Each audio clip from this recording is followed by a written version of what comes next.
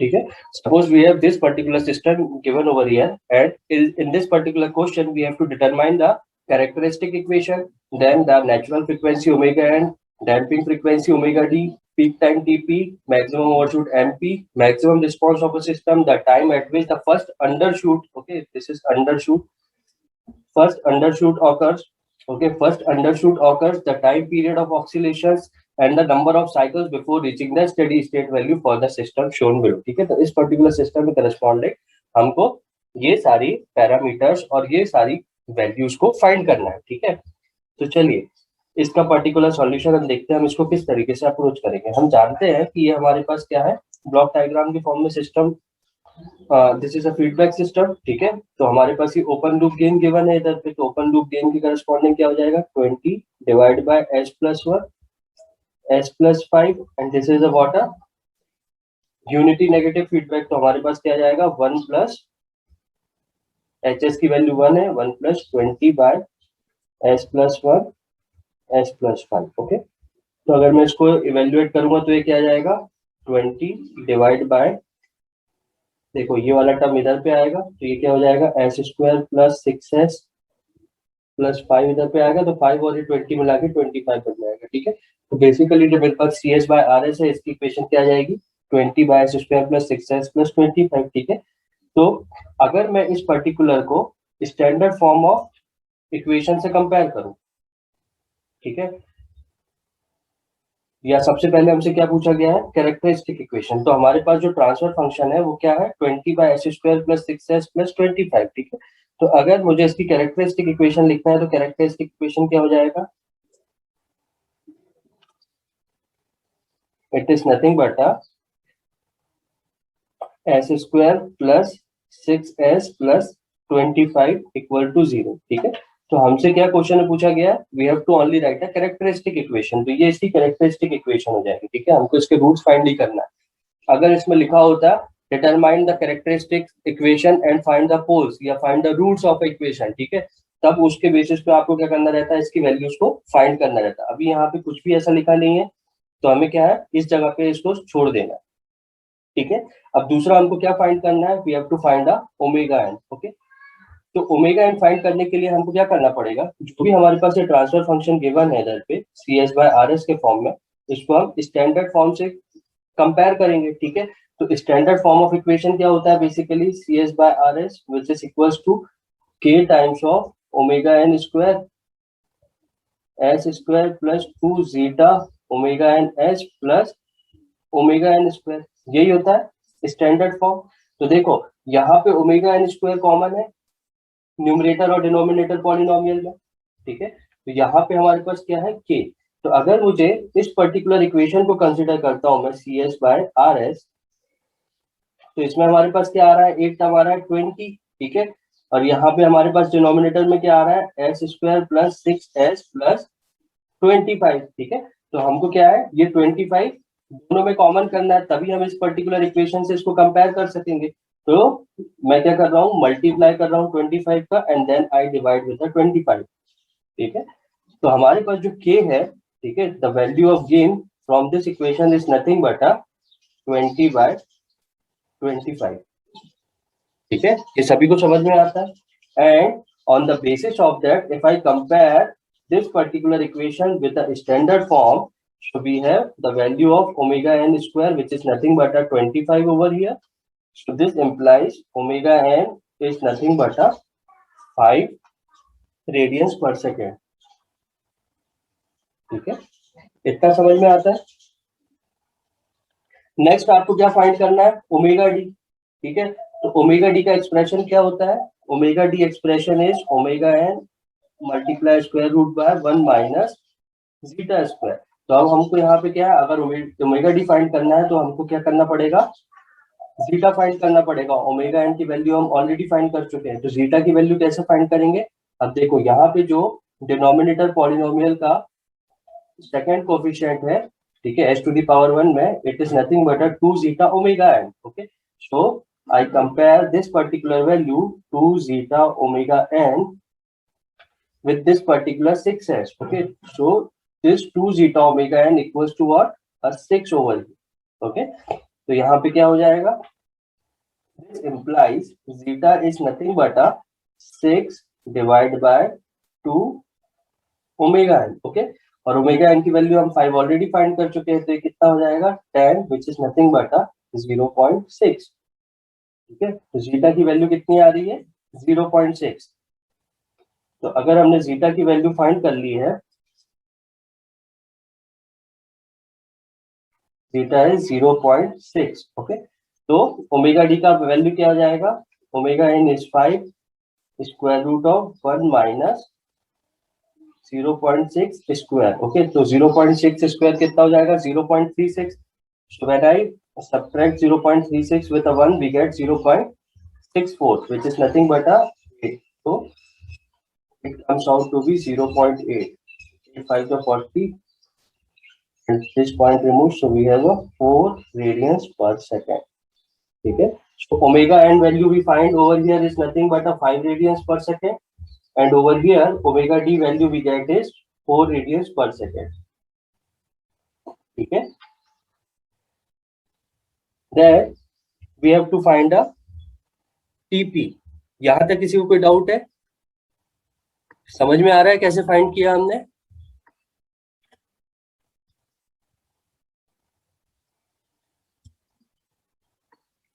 Next we have to find a TP.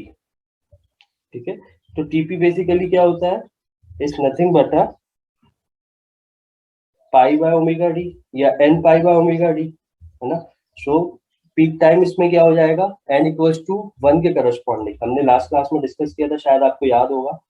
तो अगर मेरे पास कुछ इस तरीके से आ रहा है, तो ये जो होता है एन इक्वल्स टू 1 के लिए पीक टाइम होता है, इसलिए मैंने पाई बाय ओमेगा डी लिखा है। ठीक है, तो पीक टाइम कितना हो जाएगा, pi divide by omega d, value we have found over here which is a 4 radians per second. So we have a peak time which is equals to pi by 4। Okay, and it's unit is nothing but a second.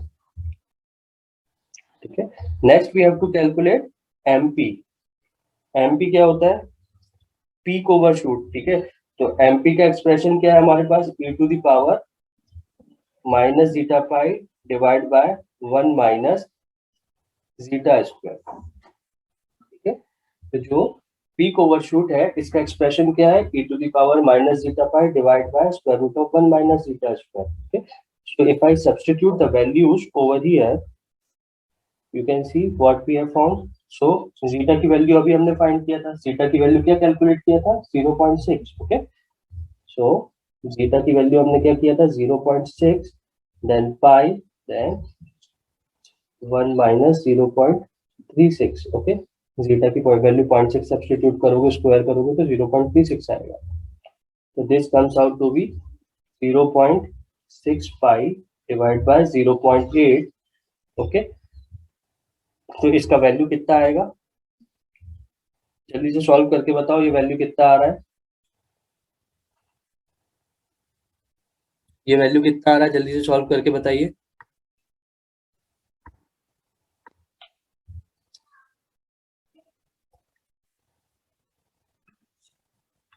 हाँ भाई, कितना आ रहा है ये value?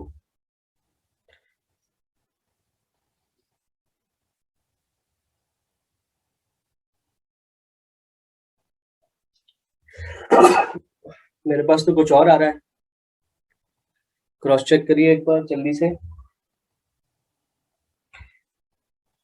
और किसी का आया आंसर? 9 तो पॉसिबल ही नहीं है।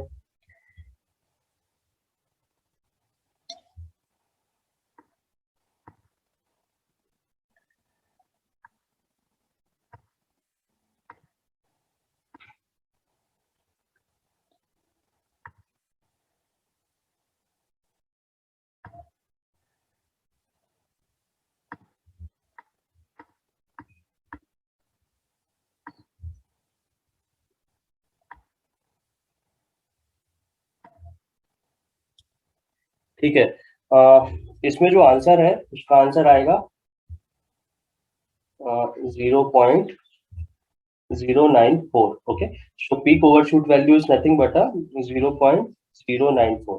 ठीक है, तो जिसका भी दिया है आप इसको कैलकुलेट करके देखिएगा, you definitely get an answer 0.094 over. Okay, so again हमने टाइम टोकन एनालिसिस में देखा था कि पीक ओवरशूट वैल्यू बेसिकली क्या होता है, it is nothing but this particular value. ठीक है, so this value we represent with the MP over here. ठीक है, तो आपको नेक्स्ट जो पूछा हुआ है वो क्या पूछा हुआ है, मैक्सिमम रिस्पॉन्स. ठीक है, तो डेफिनेटली मैक्सिमम रिस्पॉन्स भी क्या हो जाएगा, अगर हम मैक्सिमम रिस्पॉन्स की बात करें इसका मतलब क्या हो गया, सीटी मैक्सिमम पूछ रहा है. और सीटी मैक्सिमम क्या होता है, अगर यूनिट स्टेप इनपुट है तो यूनिट स्टेप इनपुट के लिए 1 plus MP is nothing but सीटी मैक्सिमम. नहीं तो आप इसको किस तरीके से कैलकुलेट कर सकते हो, CT maximum is nothing but CT at time t equals to TP. ठीक है, तो अगर आप कंफ्यूज होते हो तो आप इस टीपी की वैल्यू जो है सीटी के एक्सप्रेशन पे सब्स्टिट्यूट करके भी निकाल सकते हो. अदरवाइज सीटी मैक्सिमम और response maximum value is nothing but 1 plus MP. ये हमने लास्ट क्लास में भी डिस्कस किया था. तो इसका मतलब क्या हो गया, सीटी मैक्सिमम 1 प्लस 0.094. ओके, तो ये मैक्सिमम वैल्यू कहां तक जाएगा, 1.094. ठीक है,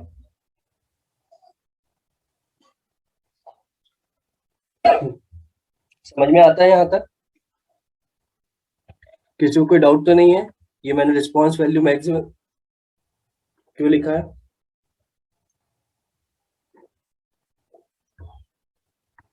ठीक है. तो अब हमको इसमें नेक्स्ट क्या फाइंड करना है, the time at which first undershoot occurs. Okay, अब हमको क्या फाइंड करना है, फर्स्ट अंडरशूट वैल्यू फाइंड करना है. तो हम अगेन क्या करेंगे, इस पर्टिकुलर एक्सप्रेशन का यूज करेंगे. तो हमने पढ़ा था it is nothing but n pi by omega d. ठीक है, अगर आपको याद होगा तो हमने क्या करा था, कैलकुलेट किया था. अगर पीक वैल्यू आपको फाइंड करना है तो it comes out to be nothing but it is n pi by omega d. Okay, it is n pi by omega d over here. ठीक है, तो एन की वैल्यू अगर हम 1 सब्स्टिट्यूट करेंगे तो it is nothing but peak time. N की value 2 करेंगे सब्स्टिट्यूट, के क्या रिप्रेजेंट करेगा आपको, फर्स्ट अंडरशूट वैल्यू. ठीक है, तो n equals to 1 is for TP, n equals to 2 for this very time. ठीक है, तो जो फर्स्ट अंडरशूट है, this is the first undershoot, so this represents for, this comes out for n equals to 2. Okay, तो basically हमको अगर find करना है फर्स्ट अंडरशूट, ठीक है, so for first undershoot n value is equals to 2. Okay, so the time for which first undershoot occur is nothing but a 2 pi by omega d value is nothing but a 4. So we have pi by 2 seconds over here. Okay, so first undershoot will come at pi by 2 seconds. Okay, now we have to find what a period of oscillation. ये तो सबसे आसान है, period of ऑक्सीलेशंस. तो period of ऑक्सीलेशंस कैसे find करेंगे, कौन बताएगा, पीरियड ऑफ ऑक्सीलेशंस कैसे फाइंड करेंगे,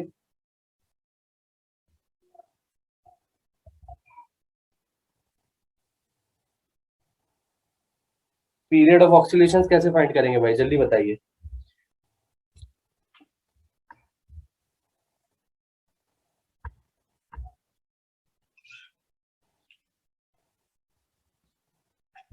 देखो, हम यहाँ पे डैम्पिंग ऑक्सीलेशंस की बात कर रहे हैं, तो हमारे पास क्या है, ओमेगा डी वैल्यू है. ओमेगा डी वैल्यू क्या हो जाएगा, बेसिकली 2 पाई बाय टी. ठीक है, तो ये टाइम यही हो गया after which this particular cycle repeats itself, है ना. So the period of oscillation is nothing but this particular time, this particular T over here. So this is nothing but 2 pi by omega d. ठीक है, तो period of oscillation basically क्या हो जाएंगे, अगर हम इसकी बात करेंगे तो ये फ्रीक्वेंसी है. ठीक है, इस पर्टिकुलर टाइम टी के बाद ये क्या हो जाएगा, फिर से रिपीट हो रहा है. तो इस फ्रीक्वेंसी को, जिसको आप इनवर्स ऑफ टी भी लिख सकते हैं, ओके, इसी को आप पीरियड ऑफ ऑक्सीलेशन बोलेंगे basically. So this is nothing but 2 pi by 4 which is pi by 2. Okay, so this is nothing but 1.56 seconds. Okay, तो बेसिकली पीरियड ऑफ ऑक्सीडेशन कितना आ रहा है आपके पास 1.56 seconds. And then at last we have to calculate what the number of cycles completed before reaching the steady state value. ठीक है, तो अब देखो यहाँ पे हमने पीरियड ऑफ ऑक्सीलेशन निकाल दिया, मतलब ये कितना हो गया, ये एक टी हो गया, फिर ये दूसरा टी हो गया, फिर ये तीसरा टी हो गया, है ना। इस तरीके से हमारे पास क्या आ रहा है, ये पीरियड ऑफ ऑक्सीलेशन आ रहे हैं। ठीक है, तो हमको ये फाइंड करना है number of cycles before reaching to a steady state value. तो हम जानते हैं स्टेडी स्टेट वैल्यू पे पहुंचने के लिए, जिसको हम सेटलिंग टाइम बोलते हैं, ठीक है, तो सेटलिंग टाइम अगर हमारे पास यहाँ टॉलरेंस बैंड गिवन नहीं है तो हम इसको क्या कंसीडर करेंगे, हम इसको बेसिकली 2% के लिए कंसीडर करेंगे, and it is nothing but a 4t over here. Okay, so this is 4/zeta omega. तो स्टेडी स्टेट वैल्यू तक पहुंचते, स्टेडी स्टेट अचीव करने तक इसमें कितनी नंबर ऑफ साइकिल्स हमको मिले। ठीक है, so we have to calculate how many number of cycles we have achieved for reaching to a steady state value. ठीक है, तो नंबर ऑफ साइकिल्स क्या हो जाएगा, it is nothing but a ts divide by t। ठीक है, ts divide by t हो जाएगा सीधा सीधा। तो ts कितना है आपके पास 4/zeta ओमेगा एन। जीटा की वैल्यू कितनी है 0.6, ओमेगा एन की वैल्यू कितनी फाइंड किया था हमने 5, and the value of t we have evaluated as 1.56 over here. Okay, तो अगर आप इसको कैलकुलेट करेंगे तो आपके पास सीधा जो है जीटा का नंबर ऑफ साइकिल्स आपके पास कैलकुलेट हो जाएंगे। So this many number of cycles are present in this particular transient behavior of a response before reaching to a steady state.